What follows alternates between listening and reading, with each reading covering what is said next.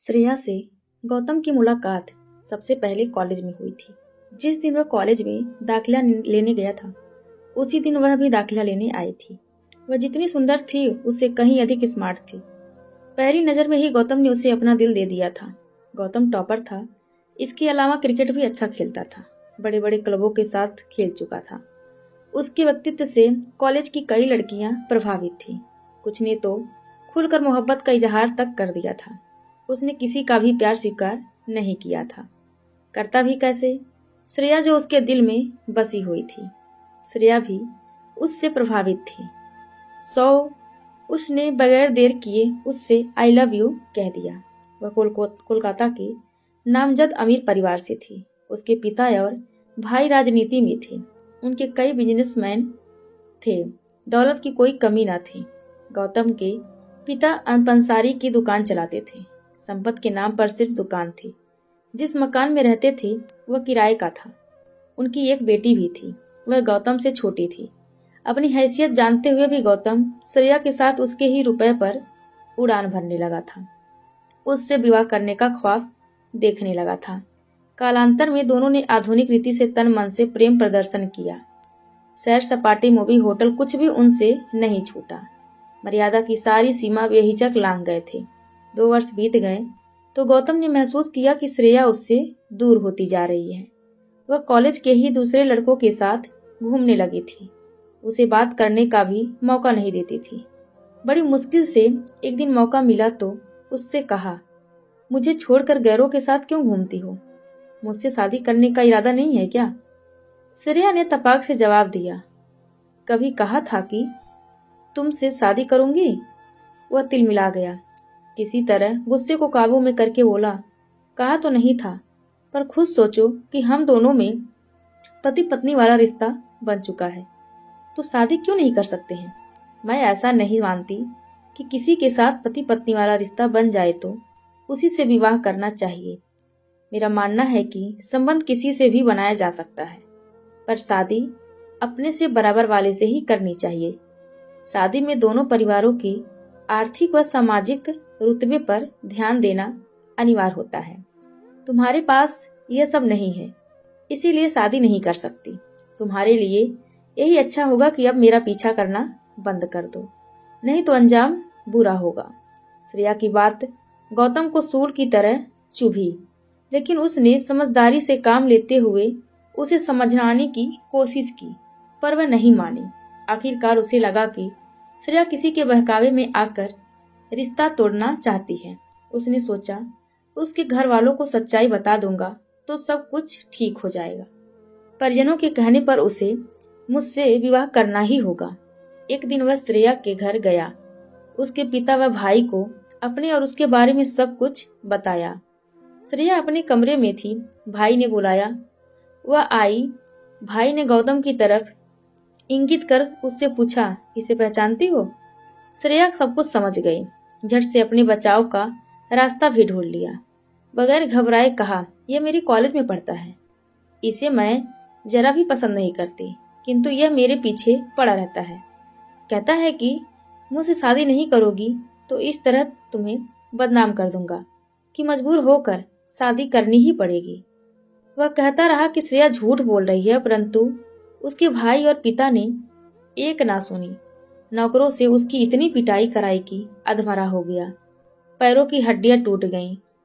किसी पर किसी तरह का इल्जाम ना आए, इसीलिए गौतम को अस्पताल में दाखिल करा दिया गया। थाने में श्रेया द्वारा यह रिपोर्ट लिखा दी गई। घर में अकेली थी। अचानक गौतम आया और मेरा रेप करने की कोशिश की। उसी समय घर के नौकर आ गए। उसकी पिटाई कर मुझे बचा लिया। थाने से खबर पाते ही गौतम के पिता अस्पताल आ गए। गौतम को होश आया तो सारा सच बता दिया। सिर पीटने के सिवा उसके पिता कर ही क्या सकते थे। श्रेया के परिवार से भिड़ने की हिम्मत उनमें नहीं थी। उन्होंने गौतम को समझाया, जो हुआ उसे भूल जाओ। अस्पताल से वापस आकर पढ़ाई पर ध्यान लगाना। कोशिश करूंगा कि तुम पर जो मामला है वापस ले लिया जाए। अस्पताल में गौतम को 5 महीने रहना पड़ा। वे 5 महीने 5 युगों से भी लंबे थे। कैलेंडर की तारीखें एक एक करके उसके सपनों के टूटने का पैगाम लाती रही थी। उसे कॉलेज से निकाल दिया गया तो दोस्तों ने भी किनारा कर लिया। मोहल्ले में भी वह बुरी तरह बदनाम हो चुका था। कोई उसे देखना नहीं चाहता था। श्रेया के आरोप पर किसी को विश्वास नहीं हुआ तो वह थी इशिता। वह उसी कॉलेज में पढ़ती थी और गौतम की दोस्त थी। वह अस्पताल में उससे मिलने बराबर आती रही, उसे हर तरह से हौसला देती रही। गौतम घर आ गया तो भी इशिता उससे मिलने घर आती रही। शरीर के घाव तो कुछ दिनों में भर गए, पर आत्मसम्मान के कुचले जाने से उसका आत्मविश्वास टूट चुका था। मन और आत्मविश्वास के घावों पर कोई औषधि काम नहीं कर रही थी। गौतम ने फैसला किया कि अब आगे नहीं पढ़ेगा। परिजनों तथा शुभचिंतकों ने बहुत समझाया, लेकिन वह फैसले से टस से मस नहीं हुआ। इस मामले में उसने इशिता की भी नहीं सुनी। इशिता ने कहा था, पढ़ना नहीं चाहते हो तो कोई बात नहीं, क्रिकेट में ही करियर बनाओ। मेरा आत्मविश्वास टूट चुका है, कुछ नहीं कर सकता मैं, इसीलिए मुझे मेरे हाल पर छोड़ दो। उसने दो टूक जवाब दिया था। वह दिन भर चुपचाप घर में पड़ा रहता था। घर के लोगों से भी ठीक से बात नहीं करता था। किसी रिश्तेदार या दोस्त के घर भी नहीं जाता था। हर समय चिंता में डूबा रहता था। पहले छुट्टियों में पिता की दुकान संभालता था। अब पिता के कहने पर भी दुकान पर नहीं जाता था। उसे लगता था कि दुकान पर जाएगा तो मोहल्ले की लड़कियां उस पर छीटाकाशी करेंगी, तो वह बर्दाश्त नहीं कर पाएगा। इसी तरह घटना को 2 वर्ष बीत गए। इशिता ने ग्रेजुएशन कर ली, जॉब की तलाश की तो वह भी मिल गई। बैंक में जॉब मिली थी, पोस्टिंग मालदह में हुई थी। जाते समय इशिता ने उससे कहा, कोलकाता से जाने की इच्छा तो नहीं है, पर सवाल जिंदगी का है।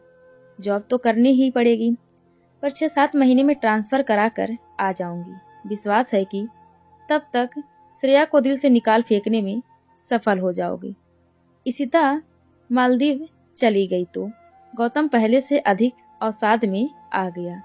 तब उसके माता पिता ने उसकी शादी करने का विचार किया। मौका देखकर माँ ने उससे कहा, जानती हूँ कि इशिता सिर्फ तुम्हारी दोस्त है, इसके बावजूद यह जानना चाहती हूँ कि यदि वह तुम्हें पसंद है तो बोलो, उससे शादी की बात करो। वह सिर्फ मेरी दोस्त है, हमेशा दोस्त ही रहेगी। रही शादी की बात, तो कभी किसी से भी शादी नहीं करूँगा। यदि किसी ने मुझ पर दबाव डाला तो घर छोड़कर चला जाऊंगा। गौतम ने अपना फैसला बता दिया तो माँ और पापा ने उससे फिर कभी शादी के लिए नहीं कहा। उसे उसके हाल पर छोड़ दिया। लेकिन एक दोस्त ने उसे समझाते हुए कहा, श्रेया से तुम्हारी शादी नहीं हो सकती, ये अच्छी तरह जानते हो। फिर जिंदगी बर्बाद क्यों कर रहे हो? किसी से विवाह कर लोगे तो पत्नी का प्यार पाकर अवश्य ही उसे भूल जाओगे। जानता हूँ कि तुम मेरे अच्छे दोस्त हो, इसीलिए मेरे भविष्य की चिंता है, परंतु सच्चाई यह है कि श्रेया को भूल पाना मेरे बस की बात नहीं है। दोस्त ने तरह तरह से समझाया, पर वह किसी से भी शादी करने के लिए राजी नहीं हुआ। इशिता गौतम को सप्ताह में 2 से 3 दिन फोन अवश्य करती थी। वह उसे बताता था कि जल्दी ही श्रेया को भूल जाऊंगा, जबकि हकीकत कुछ और ही थी। हकीकत यह थी कि इशिता के जाने के बाद उसने कई बार श्रेया को फोन लगाया था, पर लगा नहीं था। घटना के बाद शायद उसने अपना नंबर बदल लिया था। न जाने क्यों उससे मिलने के लिए वह बहुत बेचैन था। समझ नहीं पा रहा था कि कैसे मिले। अंजाम की परवाह किए बिना उसके घर जाकर मिलने को वह सोचने लगा था। तभी एक दिन श्रेया का ही फोन आ गया। बहुत देर तक विश्वास नहीं हुआ कि उसका फोन है। विश्वास हुआ तो पूछा, कैसी हो? तुमसे मिलकर अपना हाल बताना चाहती हूँ। आज शाम के 7 बजे साल्ट लेक मॉल में आ सकते हो? उधर से श्रेया ने कहा। खुशी से लबालब होकर गौतम समय से पहले ही मॉल पहुंच गया। श्रेया समय पर आई। वह पहले से अधिक सुंदर दिखाई पड़ रही थी। उसने पूछा, मेरी याद कभी आई थी? तुम दिल से गई कब थी जो याद आती? तुम तो मेरी धड़कन हो। कई बार फोन किया था, लगा नहीं था। लगता भी कैसे, तुमने नंबर जो बदल लिया था। उसका हाथ अपने हाथ में लेकर श्रेया बोली, पहले तो उस दिन की घटना के लिए माफी चाहती हूँ। मुझे इसका अनुमान नहीं था कि मेरे झूठ को पापा और भैया सच मानकर तुम्हारी पिटाई कर देंगे, फिर कोई लफड़ा ना हो जाए। इस डर से पापा ने मेरा मोबाइल ले लिया, अकेले घर से बाहर जाना बंद कर दिया। मुंबई से तुम्हें फोन करने की कोशिश की, परंतु तुम्हारा नंबर याद नहीं आया। याद आता तो कैसे, घटना के कारण सदमे में जो थी। उन्होंने सोर्स सिफारिश की तो श्रेया के पिता ने मामला वापस ले लिया। फिलहाल वहाँ ग्रेजुएशन करने के बाद 3 महीने पहले ही आई हूँ। बहुत कोशिश करने पर तुम्हारे एक दोस्त से तुम्हारा नंबर मिला तो तुम्हें फ़ोन किया। मेरी सगाई हो गई है, 3 महीने बाद शादी हो जाएगी। यह कहने के लिए बुलाया है कि जो होना था वह हो गया। अब मुद्दे की बात करते हैं। सच्चाई यह है कि हम अब भी एक दूसरे को चाहते हैं। तुम मेरे लिए बेताब हो, मैं तुम्हारे लिए। इसलिए शादी होने तक हम रिश्ता बनाए रख सकते हैं। चाहोगे तो शादी के बाद भी मौका पाकर तुमसे मिलती रहूंगी। ससुराल कोलकाता में ही है, इसीलिए मिलते जुलने में कोई परेशानी नहीं होगी। श्रेया का चरित्र देखकर गौतम को इतना गुस्सा आया कि उसका कत्ल कर फांसी पर चढ़ जाने का मन हुआ। लेकिन ऐसा करना उसके वश में नहीं था, क्योंकि वह उसे अधिक प्यार करता था। उसे लगता था कि श्रेया को कुछ हो गया तो वह जीवित नहीं रह पाएगा। उसे समझाते हुए उसने कहा, मुझे इतना प्यार करती हो तो शादी मुझसे क्यों नहीं कर लेती? इस जमाने में शादी की जिद पकड़ कर क्यों बैठे हो? वह जमाना पीछे छूट गया जब प्रेमी प्रेमिका या पति पत्नी एक दूसरे से कहते थे कि जिंदगी तुमसे शुरू, तुम पर ही खत्म है। अब तो ऐसा चल रहा है कि जब तक साथ निभे निभाओ, नहीं तो अपने अपने रास्ते चले जाओ। तुम खुद ही बोलो, मैं क्या कुछ गलत कह रही हूँ? क्या आजकल ऐसा नहीं हो रहा है? दरअसल मैं सिर्फ कपड़ों से ही नहीं, विचारों से भी आधुनिक हूँ। जमाने के साथ चलने में विश्वास रखती हूँ। मैं चाहती हूँ कि तुम भी जमाने के साथ चलो। जो मिल रहा है उसका भरपूर उपभोग करो, फिर अपने रास्ते चलते बनो। श्रेया जैसे ही चुप हुई, गौतम ने कहा, लगा था कि तुम्हें गलती का एहसास हो गया है, मगर मुझसे माफी मांगना चाहती हो। पर देख रहा हूँ कि आधुनिकता के नाम पर तुम सिर से पैर तक कीचड़ से इस तरह सन चुकी हो कि जिस्म से बदबू आने लगी है। यह सच है कि तुम्हें अब भी अतः प्यार करता हूँ, इसलिए तुम्हें भूल जाना मेरे बस की बात नहीं है। लेकिन अब तुम मेरे दिल में सूल बनकर रहोगी, प्यार बनकर नहीं। श्रेया ने गौतम को अपने रंग में रंगने की पूरी कोशिश की, परंतु उसकी एक दलील भी उसने नहीं मानी। उस दिन से गौतम पहले से भी अधिक गमगीन हो गया। इस तरह कुछ दिन और बीत गया। अचानक इशिता ने फोन पर बताया कि उसने कोलकाता में ट्रांसफर करा लिया है, 3 से 4 दिनों में आ जाएगी। 3 दिनों बाद इशिता आ भी गई। गौतम के घर गई तो वह गहरी सोच में था। उसने आवाज दी पर उसकी तंद्रा भंग नहीं हुई। तब उसे झंझोड़ा और कहा, किस सोच में डूबे हो? श्रेया की यादों से अपने आप को मुक्त नहीं कर पा रहा हूँ। गौतम ने सच बता दिया। इशिता गुस्से से उफान उठी। इतना सब कुछ होने के बाद भी उसे याद करते हो? सचमुच तुम पागल हो गए हो। तुमने कभी किसी को प्यार नहीं किया है इशिता। मेरा दर्द कैसे समझ सकती हो? कुछ घाव किसी को दिखते नहीं, इसका मतलब यह नहीं कि उस शख्स ने चोट नहीं खाई होगी, इशिता ने कहा। गौतम ने इशिता को देखा तो पाया कि उसकी आंखें नम थी। उसने कहा, तुम्हारी आंखों में आंसू हैं। इसका मतलब यह है कि तुमने भी प्यार में धोखा खाया है। इसे तुम धोखा नहीं कह सकते। जिसे मैं प्यार करती थी उसे पता नहीं था, यानी वन साइड लव था, कुछ ऐसा ही समझो। लड़का कौन था? निश्चय ही वह कॉलेज का रहा होगा। इशिता उसे उलझन में नहीं रखना चाहती थी। रहस्य पर से पर्दा हटाते हुए कह दिया, वह कोई और नहीं था, तुम ही हो। गौतम ने चौंक कर उसे देखा। तो वह बोली, कॉलेज में पहली बार जिस दिन तुमसे मिली थी उसी दिन तुम मेरे दिल में घर कर गए थे। दिल का हाल बताती, उससे पहले पता चला कि तुम श्रेया के दीवाने हो। फिर चुप रह जाने के सिवा मेरे पास रास्ता नहीं था। जानती थी कि श्रेया अच्छी लड़की नहीं है, तुमसे दिल भर जाएगा तो झट से किसी दूसरे का दामन थाम लेगी। आगाह करती तो तुम्हें लगता कि अपना स्वार्थ पूरा करने के लिए उस पर इल्जाम लगा रही हूँ, इसीलिए तुमसे दोस्ती कर ली, पर दिल का हाल कभी नहीं बताया। श्रेया के साथ तुम्हारा सब कुछ खत्म हो गया तो सोचा कि मौका देखकर अपनी मोहब्बत का इजहार करूंगी और तुमसे शादी कर लूंगी, पर देख रही हूँ कि आज भी तुम्हारे दिल में वही है। दोनों के बीच कुछ देर तक खामोशी पसर गई। गौतम ने ही थोड़ी देर बाद खामोशी दूर की। उसे दिल से निकाल नहीं पा रहा हूँ, इसीलिए कभी शादी न करने का फैसला किया है।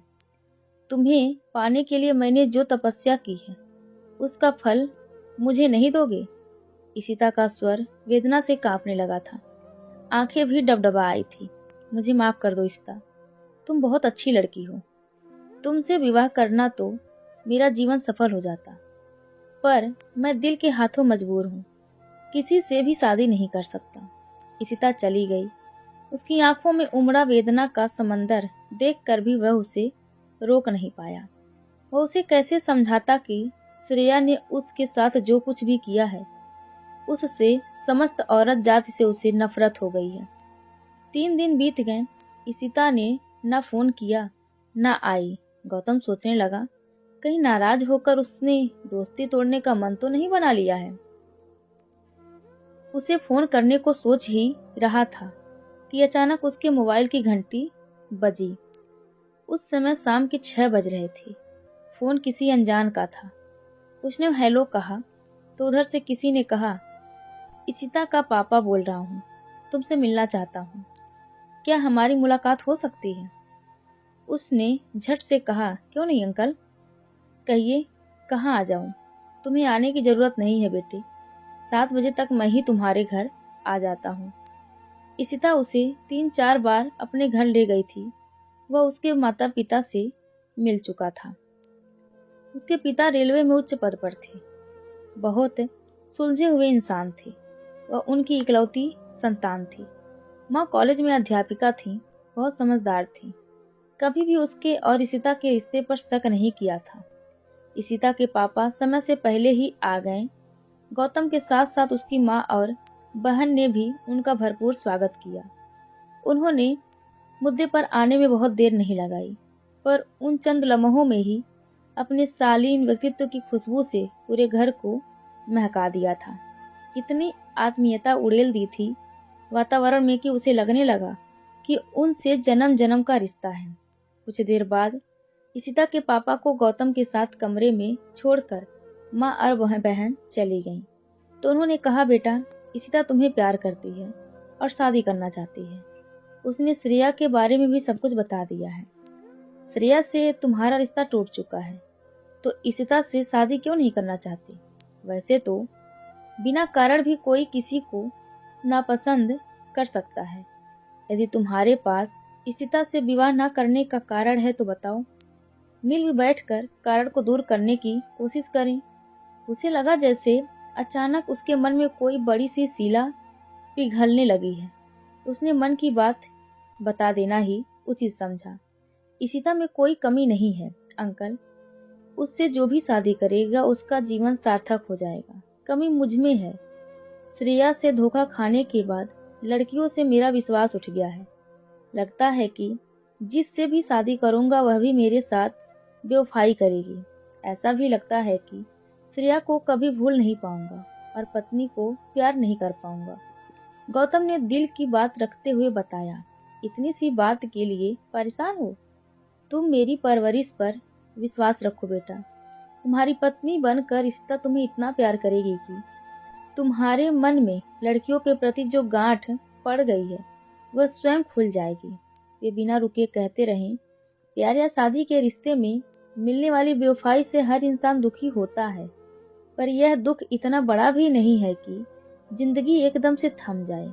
किसी एक औरत मर्द या लड़का लड़की से धोखा खाने के बाद दुनिया के तमाम औरत मर्द या लड़के लड़की को एक जैसा समझना सही नहीं है। यह जीवन का सबसे बड़ा सच है कि कोई भी रिश्ता जिंदगी से बड़ा नहीं होता। यह भी सच है कि हर प्रेम संबंध का अंजाम शादी नहीं होता। जीवन में हर किसी को अपना रास्ता चुनने का अधिकार है। यह अलग बात है कि कोई सही रास्ता चुनता है तो कोई गलत। श्रेया के मन में गलत विचार भरे पड़े थे, इसीलिए चंद कदम तुम्हारे साथ चलकर अपना रास्ता बदल लिया। अब तुम भी उसे भूलकर जीने की सही राह पर आ जाओ। गिरते सब हैं, पर जो उठकर तुरंत अपने आप को संभाल लेता है, सही मायने में वही साहसी है। थोड़ी देर बाद इशिता के पापा चले गए। गौतम ने मंत्रमुग्ध होकर उनकी बातें सुनी थी।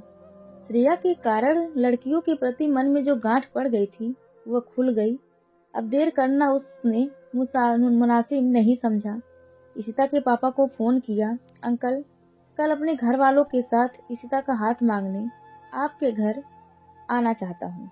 उधर से इशिता के पापा ने कहा, वेलकम बेटे, देर आए दुरुस्त आए। अब तुम्हें आगे बढ़ने से कोई नहीं रोक सकता। तुमने अपने भीतर के डर पर विजय जो प्राप्त कर ली है। दोस्तों, ये कहानी आपको कैसी लगी नीचे कमेंट में हमें जरूर बताएं और चैनल को लाइक शेयर और सब्सक्राइब करना बिल्कुल ना भूलें। धन्यवाद।